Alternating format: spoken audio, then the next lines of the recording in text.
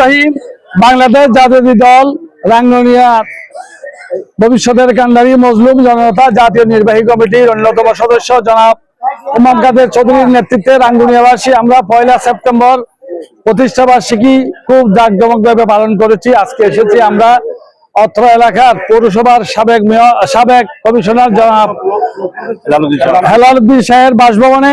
আমরা এখানে সবাই গল্প গুজবে মেতে আছি। আমাদের জন্য একটা সুখবর হলো, আমাদের তারুণ্যের অহংকার বাংলাদেশের ভবিষ্যৎ নেতা জনাব তারেক রহমান সাহেব সহ 21শে আগস্টের কুখ্যাত গ্রেনেড হামলা যে মিথ্যা মামলা হয়েছিল, সেই মামলা থেকে আমরা আমাদের নেতা বেকসুর খালাস পেয়েছে। মহান আল্লাহ দরবারে আমরা শুকরিয়া আদায় করছি এবং আশা করব অতি দ্রুত তিনি বাংলাদেশে ফিরে বাংলাদেশের প্রশাসন, রাজনৈতিক অঙ্গন, ব্যবসা বাণিজ্য সবকিছুর নেতৃত্ব দিয়ে বাংলাদেশকে শহীদ রাষ্ট্রপতি জিয়া যেভাবে উঁচু স্থানে বিশ্বের দরবারে পৌঁছিয়েছিলেন সেভাবে উনি পৌঁছাবেন।